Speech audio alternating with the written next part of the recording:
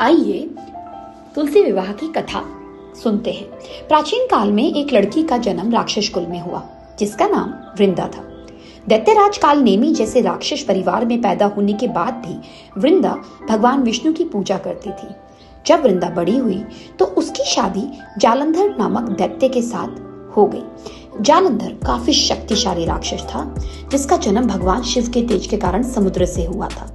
बलवान होने के कारण जालंधर को दैत्यों का राजा बनाया गया। वृंदा से शादी करने के बाद जालंधर की शक्ति और पराक्रम बढ़ता ही गया। उसे किसी भी तरह से हराना मुश्किल था।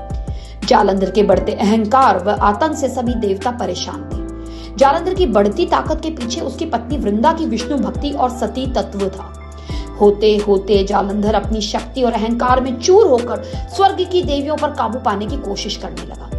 इसी दौरान एक बार उसने माता लक्ष्मी को पाने का प्रयास किया, परंतु समुद्र से जन्म लेने के कारण माता लक्ष्मी ने उसे अपना भाई बना लिया। फिर उसकी नजर माता पार्वती पर गई और उन्हें पाने के लिए जालंधर ने माया जाल बनाया। अपने माया जाल से जालंधर ने शिव का रूप धारण किया और माता पार्वती के करीब जाने की कोशिश करने लगा।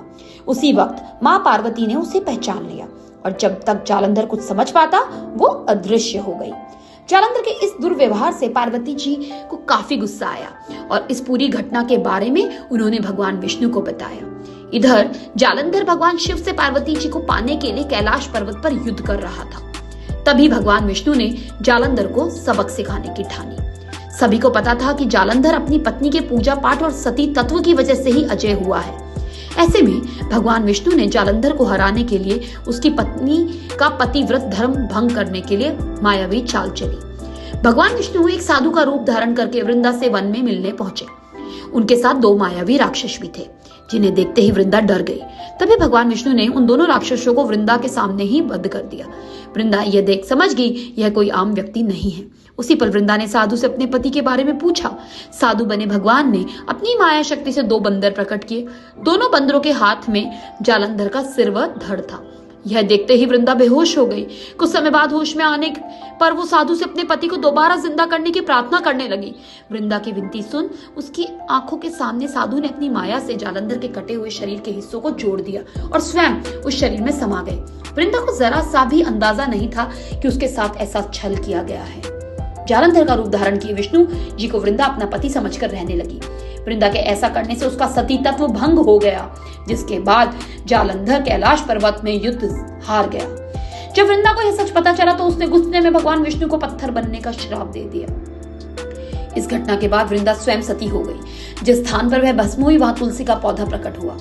विष्णु भगवान वृंदा की पति भक्ति से प्रसन्न हुए और उन्हें कहा, हे वृंदा, तुम्हारी पति भक्ति देखने के बाद तुम मुझे प्रिय लगने लगी हो। अब सदैव तुम मेरे साथ तुलसी के रूप में रहोगी। तुम्हारे तुलसी रूप का जो भी व्यक्ति मेरे शालिग्राम के साथ विवाह कराएगा उसे 1000 गुना यश व पुण्य प्राप्त होगा। जिस भी मनुष्य के घर तुलसी का वास होगा उस घर में कभी भी असमय यमदूत नहीं आएंगे।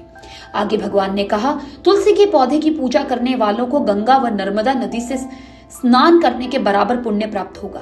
संसार में चाहे कोई भी मनुष्य कितना भी दुष्ट क्यों ना हो, कितने भी पाप क्यों ना किए हो, मृत्यु के दौरान उसके मुंह में तुलसी और गंगा जल अवश्य दिया जाएगा। इससे वह अपने पापों से मुक्त होकर वैकुंठ धाम को जाएगा। इसके अलावा जो व्यक्ति तुलसी व आंवले के पेड़ की छाया में पितरों का श्राद्ध करेगा उसके पितरों को मोक्ष मिलेगा। भक्तों, आज के दिन की महिमा बहुत है।